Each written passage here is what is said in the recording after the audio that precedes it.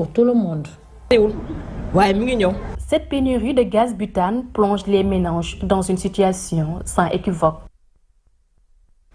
Merci Absatou Anne, et c'est d'ailleurs cet élément qui met un terme à l'actualité de ce mardi, mais nous poursuivons la bonne heure avec notre invité de ce soir. Je vous l'annonçais tout à l'heure, il s'agit de monsieur Seydi Gassama, directeur exécutif de la section Amnesty International Sénégal, qui est ce soir avec nous pour parler justement de cette loi d'amnistie annoncée par le président de la République. Bonsoir monsieur Gassama. Bonsoir. Nous, c'est un plaisir de vous accueillir sur ce plateau. Vous avez, comme nous, suivi cette annonce du président de la République hier à Diamniadio, qui a parlé d'une loi d'amnistie qui sera introduite prochainement, justement, pour en parler. Mais il serait bien de revenir sur la terminologie, bien que Sambou Biagui en a parlé dans son papier tout à l'heure, mais il est toujours bien de préciser les concepts et les termes juridiques. C'est quoi l'amnistie ? Écoute, une loi d'amnistie, c'est simplement une loi qui est, pour parler en français simple, une loi qui est destinée donc à effacer des faits particulièrement graves, qui concernent généralement les droits de l'homme, des crimes liés aux droits de l'homme ou des crimes à caractère économique. La différence entre une loi d'amnistie et une grâce, c'est que pour être gracié, il faut d'abord avoir été jugé. Donc, tout le monde sait qu'à travers un procès, il y a la vérité qui éclate, parce qu'un procès est contradictoire. Il permet d'établir la culpabilité d'une personne. Une fois que cette culpabilité est établie de façon certaine, on peut gracier la personne, on peut même plus tard l'amnistier, pour faire en sorte que, si c'est un homme politique, il puisse revenir dans le jeu, dans la compétition électorale. La loi d'amnistie a ceci de grave qu'elle peut survenir avant qu'il n'y ait évidemment des procès, avant donc que la lumière soit faite sur les faits. Et dans ce cas, elle efface tout simplement ces faits. Elle prive de justice les victimes, elle prive de justice les familles des victimes, même lorsque des plaintes ont été déposées, comme c'est le cas pour la plupart des familles des victimes des événements qui ont eu lieu entre mars 2021 et 2024. La plupart des familles ont déposé des plaintes, depuis 2 ans au moins, certains depuis 3 ans ont déposé des plaintes. Ces plaintes sont dans les cours de tribunaux du Sénégal. Prendre cette loi d'amnistie dit simplement à ces familles que vos plaintes sont nulles. Vos plaintes ne valent plus rien, donc c'est fini. Vos parents sont morts, mais il ne se passera absolument rien du tout, parce que le président et les législateurs ont décidé que il ne se passera absolument rien. On ne cherchera pas à connaître les coupables, on ne cherchera pas à savoir dans quelles conditions ils sont morts. Et c'est un déni particulièrement grave de justice qui est indigne d'un État démocratique. Indigne. Nous sommes d'accord pour les amnisties, mais après que la justice ait été rendue. Nous sommes d'accord pour l'amnistie lorsque des commissions comme des commissions de vérité et réconciliation sont créées, où évidemment les auteurs présumés des crimes viennent et se confessent publiquement, où évidemment les victimes viennent également et racontent leur calvaire, ou en tout cas racontent les conditions dans lesquelles leurs proches sont morts ou sont disparus. Une fois que tout cela évidemment est dit ici, n'est-ce pas, on peut envisager une loi d'amnistie. Mais dans le cas du Sénégal, ce serait vraiment une très grande déni de justice, et nous sommes absolument opposés à cette loi, et nous ferons tout ce qui est possible pour que cette loi, évidemment, si elle est votée, qu'elle soit annulée. D'accord, pas besoin de vous demander si vous êtes pour ou contre, c'était la prochaine question, mais vous Mais avez absolument, déjà... nous sommes contre les lois d'amnistie, que ce soit au Sénégal ou ailleurs dans le monde. Nous avons tout le temps pris position contre les lois d'amnistie. Et parce que ce sont des lois, encore une fois, qui, disons, créent l'impunité. Et l'impunité est la plus grande garantie de répétition des faits. Si vous accordez l'impunité à ceux qui ont commis des violations graves des droits humains, vous créez toutes les conditions pour qu'il y ait une répétition à l'avenir. Parce que ceux qui ont commis ces crimes sont sûrs qu'ils peuvent les commettre et bénéficier plus tard d'une loi d'amnistie. D'accord. Et pour le justificatif utilisé par le président de la République qui parle d'un esprit de réconciliation nationale, vous ne pensez pas que cet esprit de réconciliation nationale... Non, pas du tout. Je paix? pense que le but, comme en Amérique latine, lorsque, évidemment, il y a une transition entre les dictatures et les régimes civils, on a voté des lois d'amnistie, ce n'était pas pour réconcilier les citoyens, c'était simplement pour protéger, évidemment, ceux qui ont commis les plus graves atteintes aux droits humains. Ça n'a rien à voir avec la réconciliation. S'il veut sortir toutes les personnes qu'il a fait emprisonner arbitrairement, il dispose des moyens pour le faire. Le parquet, depuis quelques jours, a libéré quand même des centaines de Sénégalais qui étaient détenus arbitrairement, certains depuis plusieurs années, n'est-ce pas? Donc les mêmes moyens qui ont été utilisés pour libérer Juan Branco en l'espace de 24 heures, qui ont permis de sortir des centaines de personnes ces derniers jours, peuvent être utilisés pour sortir tous ceux qui sont encore en prison, y compris Ousmane Sonko et évidemment Bassirou Diomaye Faye. On parle également de loi d'amnistie pour favoriser des élections inclusives. Et ce n'est pas le cas, parce que clairement, le délit de la condamnation d'Ousmane Sonko pour le délit de diffamation à 6 mois de prison avec sursis ne sera pas évidemment pris en compte par cette loi d'amnistie, parce qu'ils estiment que, évidemment, c'est une affaire privée. Hein, ça n'a rien à voir avec les événements qui ont eu lieu entre mars 2021 et mars 2022. Donc Ousmane Sonko restera toujours inéligible, il ne pourra pas participer aux élections. Et donc l'argument qui consiste à vendre cette loi d'amnistie peut-être aux militants de Sonko ou à l'opinion publique de façon générale, en disant que ça permet une élection inclusive, il n'y aura pas d'élection inclusive parce que Ousmane Sonko, cette loi d'amnistie ne lui permettra pas de pouvoir participer aux élections. Mais est-ce que ce ne serait pas dommage aussi de considérer juste la personne de Ousmane Sonko pour une loi d'amnistie? Oui, mais on le sait bien, cette loi d'amnistie ne vise pas Ousmane Sonko. Cette loi d'amnistie vise à protéger. Ne vise pas Ousmane Sonko, mais si aujourd'hui elle visait Ousmane Sonko, est-ce que ce ne serait pas aussi injuste? Oui, mais nous sommes contre une loi d'amnistie qui soit pour Ousmane Sonko, pour une autre personne. Nous sommes contre une loi d'amnistie. S'il y a des choses qui sont représentées à Ousmane Sonko, il faut que justice se fasse. Hein, et que la justice établisse, n'est-ce pas, sa responsabilité. Si elle est établie, évidemment, il doit être puni. Donc nous sommes contre les lois d'amnistie, quel que soit le bénéficiaire, mais dans ce cas précis, le principal bénéficiaire, c'est évidemment les forces de défense et de sécurité. Et les nervis qui ont participé à la répression brutale contre les manifestants, qui s'est traduit par, évidemment, une soixantaine de morts. Il faut que justice se fasse, vous l'avez dit tout à l'heure, mais à ce même titre, ne devrait-on pas être également contre cette vague de libération qu'on a constatée dernièrement? Oui, cette vague de libération, comme je dis, ce sont des personnes qui sont pour la plupart détenues de façon arbitraire. Certains sont détenus parce qu'ils ont critiqué les magistrats, certains sont détenus parce qu'ils ont critiqué le président, certains sont détenus parce qu'ils ont appelé à la résistance. Appeler à la résistance, nulle part ça ne peut constituer un crime ou un délit. Certains ont aussi été détenus parce qu'ils ont oui, il y a quelques-uns, évidemment. Et cela doit prendre compte. Mais appeler à l'insurrection, appeler à la résistance, qu'ils qualifient allègrement d'appel à l'insurrection, ne signifie nullement, ne peut constituer un délit.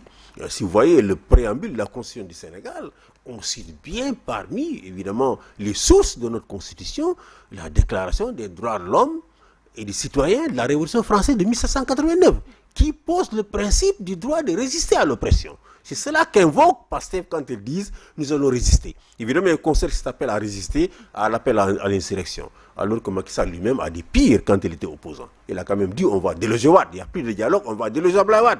Il a dit à l'armée « si Macky Sall fait ceci ou cela, vous devez vous mettre du côté du peuple ». Comme toute armée républicaine.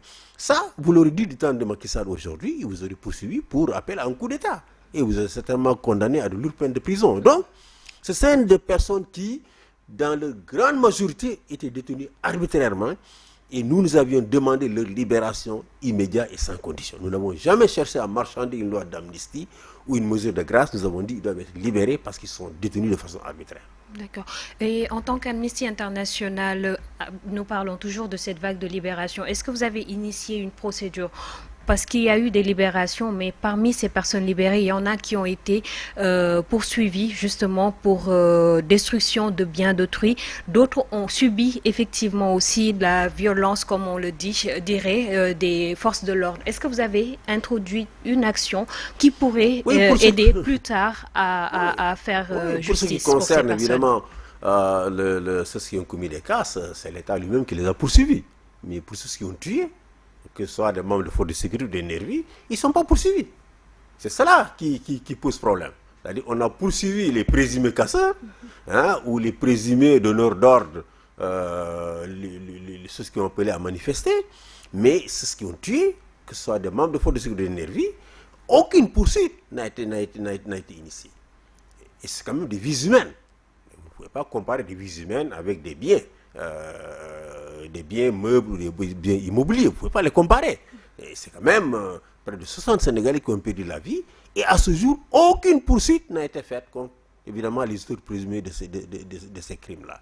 Et même les plaintes qui ont été déposées à Dakar, à Ziguinchor, à Kolda, n'est-ce pas, un peu partout au Sénégal, aucune de ces plaintes n'a fait l'objet d'un plus petit acte d'instruction. Cela n'est pas acceptable dans un État démocratique.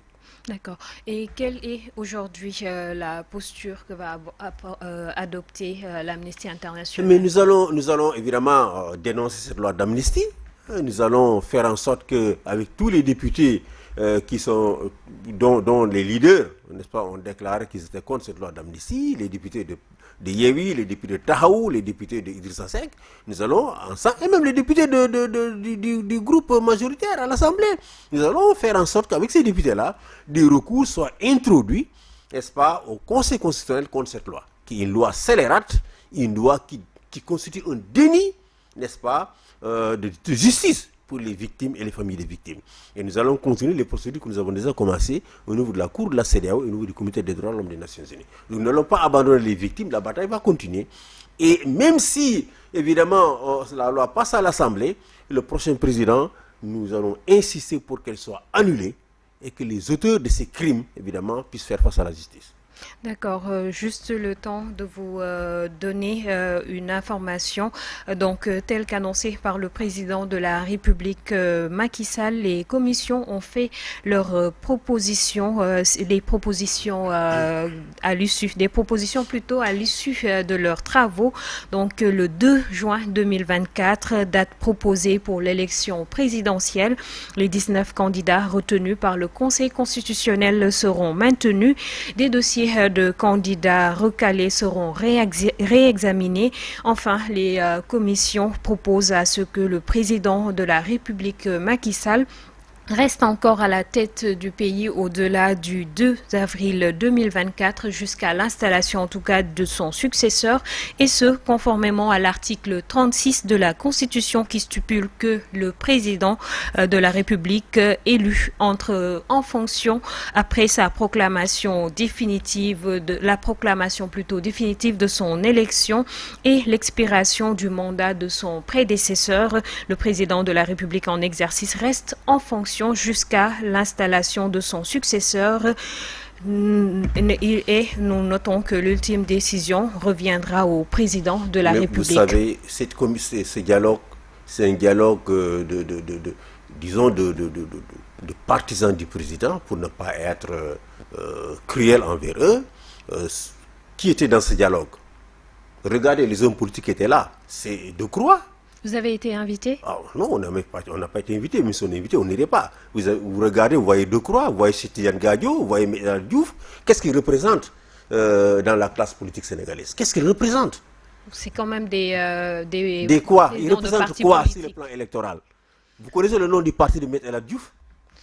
Et oui, pourtant, c'est l'une des personnes les plus arrogantes de la scène politique sénégalaise. Donc, écoutez, ce dialogue, c'est un dialogue de partisans du président, qui, lorsque le président parle, ils se lèvent, ils applaudissent, qui, lorsque, évidemment, ils chantent les lois du président, le président rit à toutes dents. C'est cela qu'on a observé. Et donc, ce qui a été proposé, n'est-ce pas, ne représente rien du tout. La fin du mandat du président, quand même, il est fixé dans c'est la Constitution qui détermine la fin du mandat du président. Le 2 avril, le président Macky Sall a fini son mandat. Il n'aura plus de légitimité pour, évidemment, l'opposition pour beaucoup de Sénégalais. Il n'aura ni la légitimité au niveau national, ni la légitimité au niveau international. Il devra passer le pouvoir au président de l'Assemblée nationale pour qu'il organise les élections. En tout cas, lui, il ne sera plus légitime. Il ne pourra plus parler au nom des Sénégalais, que ce soit au niveau national ou au niveau international. Malheureusement, ce n'est pas ce qui a été proposé dans ce par ses partisans qui ont fait une lecture restrictive de l'alinéa 2 évidemment, de cet article de la Constitution. Parce que Son mandat, il est terminé le 2. Et le 2, il devra passer le pouvoir au président de l'Assemblée nationale. S'il reste en place, il sera un président illégitime. Parce que son mandat est terminé. Pendant ce temps, où étaient les personnes qui devaient faire cette contre-proposition-là Mais vous savez, Macky Sall n'a jamais organisé de dialogue sincère. Macky a tout le temps organisé des dialogues pour, n'est-ce pas, avaliser ce qu'il a déjà décidé. Je l'ai dit avec certains de vos confrères, on n'est pas dans un système, n'est-ce pas, qu'on a connu dans les années 90, on parlait de conférence nationale souveraine. Dans ces conférences nationales, ce qui est décidé s'impose au président. Dans tous les dialogues que Macky a organisés, il suffit qu'un seul de ses partisans exprime son désaccord par rapport à une question, on dit on soumet à l'arbitrage du président, qui arbitre dans le sens de ses intérêts. Donc ce sont des dialogues qui n'ont jamais servi réellement à faire avancer la démocratie dans le pays, mais qui ont servi simplement les calculs politiciens de Macky Sall. C'est ça la réalité. Et donc, évidemment, on va vers un avenir très incertain. Parce qu'au-delà du 2, on ne sait pas ce qui peut se produire dans ce pays. S'il n'est pas reconnu par les opposants, si les Sénégalais ne le regardent pas comme étant un président légitime, au niveau international, il ne pourra plus voyager et parler au nom des Sénégalais, il va raser les murs. C'est cela que nous voulons. Que nous voulons dans un pays en paix qui ne connaît pas la guerre. Qui ne connaît pas la guerre. Parce que tous les problèmes que nous avons connus dans ce pays viennent du fait de la volonté de Macky Sall de ne jamais affronter un candidat important aux élections. Il a utilisé la justice pour éliminer Karim Wade. Il l'a utilisé pour éliminer Khalifa Sall, maire de Dakar, très populaire. Il l'a utilisé pour le mettre en prison. Soi-disant lutter contre les détournements de deniers publics. Combien de gens de son camp ont été épinglés par le corps de contrôle de l'État? Aucune poursuite. Aucune poursuite. Donc, il a instrumentalisé la justice, il a persécuté des milliers de personnes, n'est-ce pas? Et aujourd'hui, il vient s'ériger en homme de paix. S'il n'est pas un homme de paix, il ne sera jamais un homme de paix. Hein? Jamais un homme de paix. Le Conseil constitutionnel lui a aménagé une porte de sortie. Il a refusé d'emprunter cette porte. Quoi qu'il advienne après le 2, il sortira par la petite porte. C'est cela son destin, n'est-ce pas? Parce qu'évidemment, il aura abusé de notre confiance que nous lui avons donnée en 2012. Mais aujourd'hui, on parle de la réexamination de dossiers de certains candidats recalés. Je pense que Karim Wade en fera partie et il faisait quand même partie de ces candidats sérieux dont on parlait avant vous savez, l'élection. Le seul but de tout cela, c'était ramener Karim Wade. Quand on dit certains candidats, ce ne sont pas les autres candidats. C'est vraiment ramener Karim Wade dans le jeu électoral. Donc, ce n'est rien d'autre. S'il ne voulait pas ramener Karim Wade dans les électorales, il n'allait jamais demander à sa majorité de voter une commission d'enquête parlementaire. Donc, en fin de compte, il risque d'avoir un adversaire sérieux parce que Karim Wade va revenir. Il y a déjà Bassirou Diomaye Faye, même si Ousmane Sonko ne pourra pas participer. Ah oui, donc attendons, il peut se passer beaucoup de choses d'ici là. Beaucoup de choses d'ici là. Vous pensez par exemple que Ousmane Sonko pourrait être libéré de prison et pouvoir participer? Dans le rêve le plus extrême de Macky Sall, il n'est pas question que Ousmane Sonko se présente. Ça, c'est vraiment la ligne rouge pour lui. Il ne va jamais accepter que Ousmane Sonko se présente à cette élection. Donc, il va certainement ramener Karim Wade, parce qu'évidemment, c'est le deal qui sont faits. Il faut ramener Karim Wade à tout prix. Moi, je ne suis pas contre Karim Wade. Je l'ai défendu quand il était détenu. Vous parlez d'un deal, c'est un deal entre le PDS et la PDS. Clairement. Sinon, Macky n'allait jamais demander à sa majorité Benno Bokk Yakaar de soutenir le PDS et de voter. N'est-ce pas? Benno Bokk Yakaar, ils voulaient, d'après eux, pour faire de telle sorte que leur candidat Amadou Ba ne soit pas cité dans une affaire de corruption. Écoutez, nous sommes quand même, il ne faut pas qu'on joue avec notre intelligence. Hein. Je pense que le but, Macky s'est tout érigé en défenseur des magistrats. Vous savez pourquoi Bassirou Diomaye Faye est en prison? Outrage à magistrat. Il est en prison pour outrage à magistrat. Combien de Sénégalais libérés récemment ont passé? C'est un délit. Mais lorsque des membres d'un parti accusent les plus hauts magistrats du pays, deux des plus hauts magistrats du pays, n'est-ce pas? Parmi les plus anciens, qui sont en fin de carrière, les accusent de corruption, sans en apporter la moindre preuve. Aujourd'hui encore, ils ne peuvent en apporter la moindre preuve. Et Macky cautionne cela. Latif Coulibaly l'a dit, il a dit c'est démissionné. On a accusé mon frère de corruption sans en apporter la preuve. Je ne peux plus siéger avec ce président en Conseil des ministres. Vous voulez qu'on considère l'accusation comme un outrage? Mais c'est quand même, on les a quand même accusés d'être corrompus. C'est un outrage. Ce n'est pas pour rien que, évidemment, le chef Tidjane, le magistrat Ndiaye, a porté plainte. C'est un outrage.